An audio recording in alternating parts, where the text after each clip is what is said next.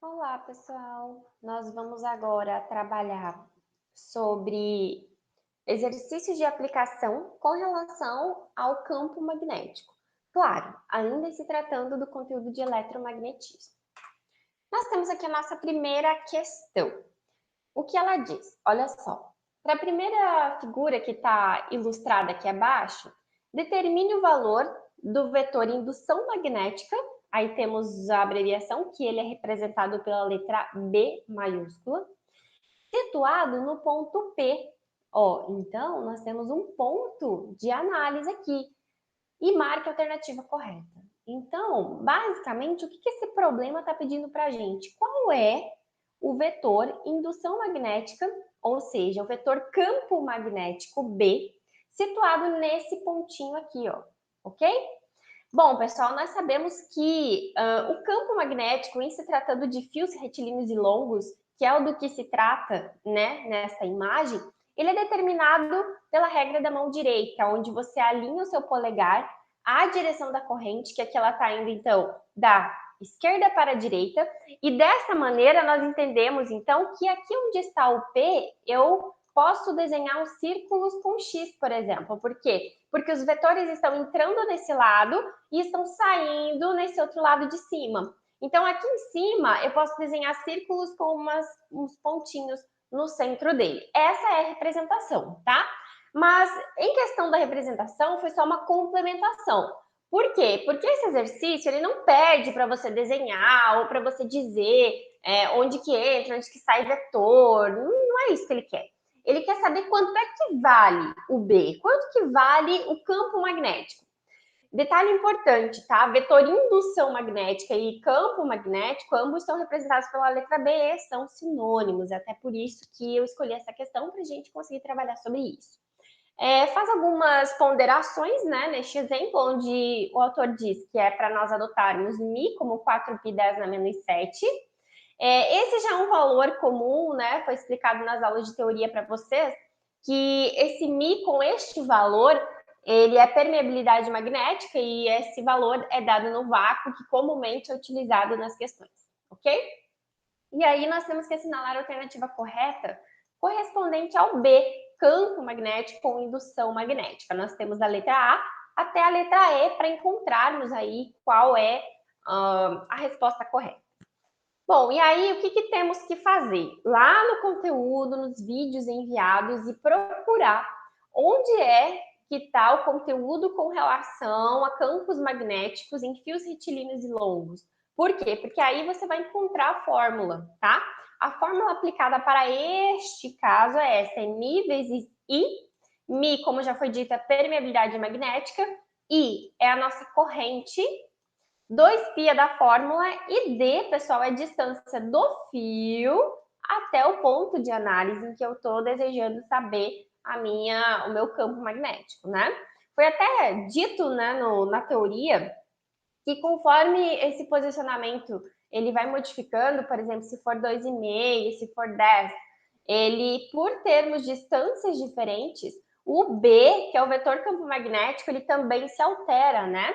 E a relação entre B, que é o campo magnético, e D, que é a distância do fio até o ponto, é uma relação inversa.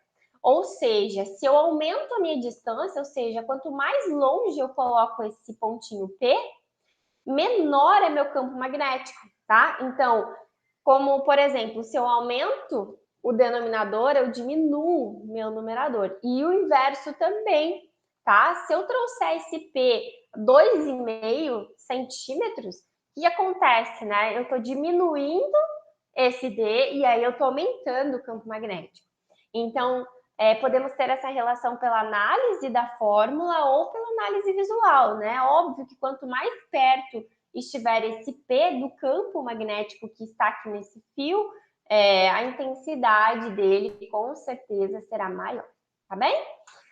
Bom, gente, mas vamos aplicar então aqui os números para a gente poder de fato encontrar esse resultado aqui embaixo, tá? Então, o μ já foi dado, que é 4π elevado na menos 7 como potência. A corrente é 20 amperes, então tá aqui 20. 2π da fórmula. E o D, pessoal, 0,05 Por quê? Porque aqui estava em centímetros, né? Lembra que aqui a gente utiliza em metros. Então, ó, por exemplo, aqui é metros, decímetro, centímetro, ok? Então, dá para transformar dessa maneira ou colocar na anotação, como for melhor para cada um, tá? Bom, e aí o que eu fiz? Aqui temos as resoluções passo a passo, tá, gente? Π do numerador com π do denominador eu simplesmente cortei, então por isso que ele não aparece mais aqui embaixo. 4 que divide 2 resulta em 2. Então, é a mesma coisa, eu fiz 4π dividir por 2π, sobrou só 2, tá bem? E o 10 no menos 7, porque ele não fiz nada com ele ainda, não fiz nenhuma operação matemática. Nem com o 20 e nem com o 0,05, por isso que eu repeti ele aqui, tá bem? Bom, depois eu fiz a multiplicação do 20 pelo 2, que deu 40, 10 elevado a menos 7, e o denominador eu continuei copiando, porque também não fiz nada com ele ainda. Depois a gente faz a divisão, né, com decimais, então 40 que divide 0,05 resulta em 800.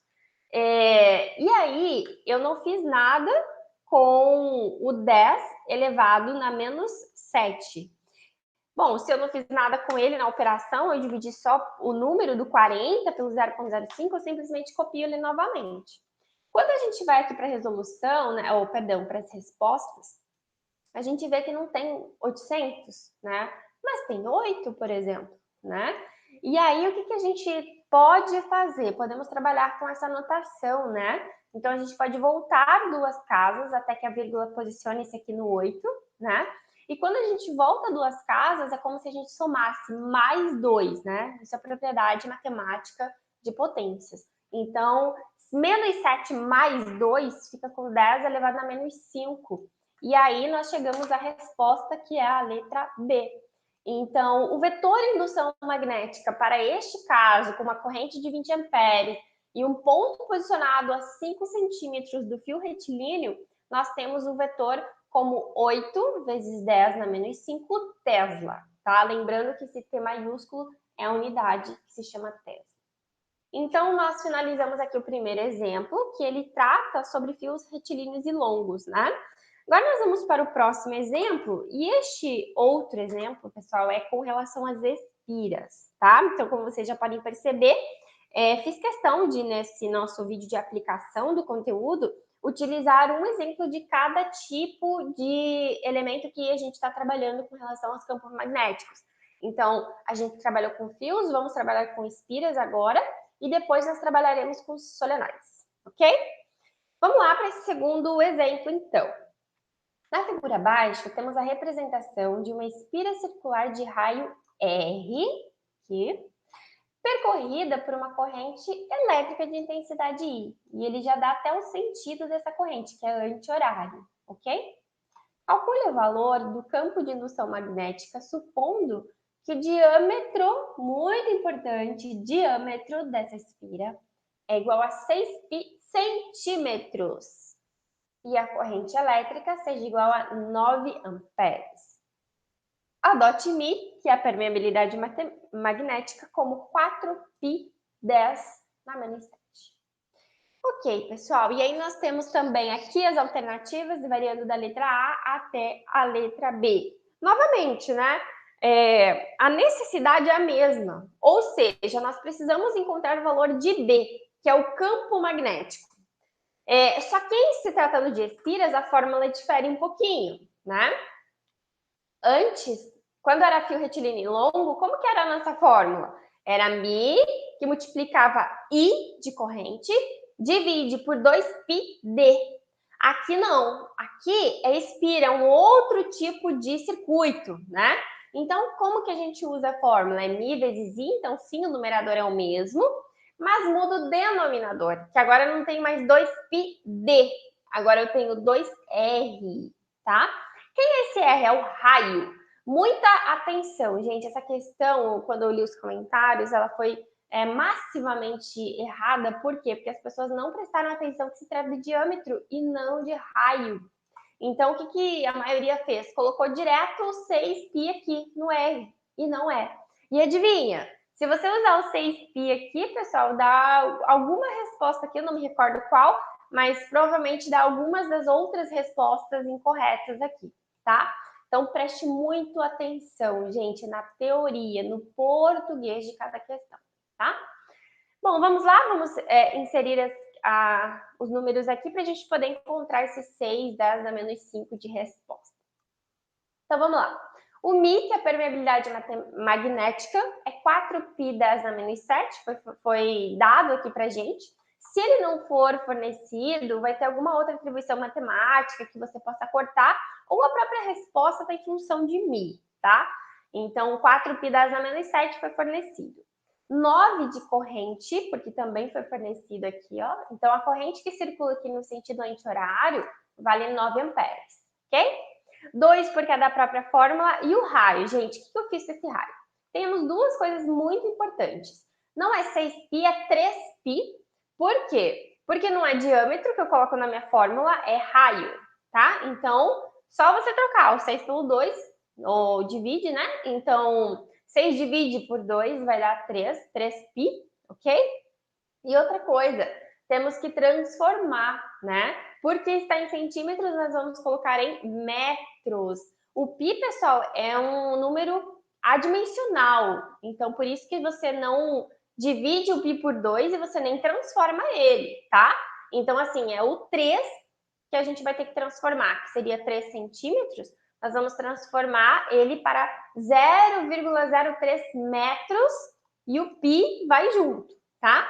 Sempre lembra, o π é como se fosse uma constante, tá? Então, você não vai mudar ele de intensidade, você não existe colocar 0,0 π, não existe isso, tá? E quando a gente vai dividir, você não vai colocar π divide 2.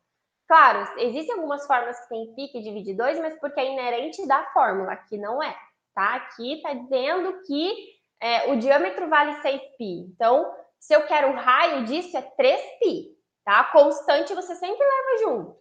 E aí, se você tem que transformar de centímetros para metros, você arruma o número e não o π, tá? Como eu disse, não existe 0,0 π, por exemplo, tá? Então, atente-se ao fato de que você vai trabalhar apenas com o número que está aqui na frente, ok?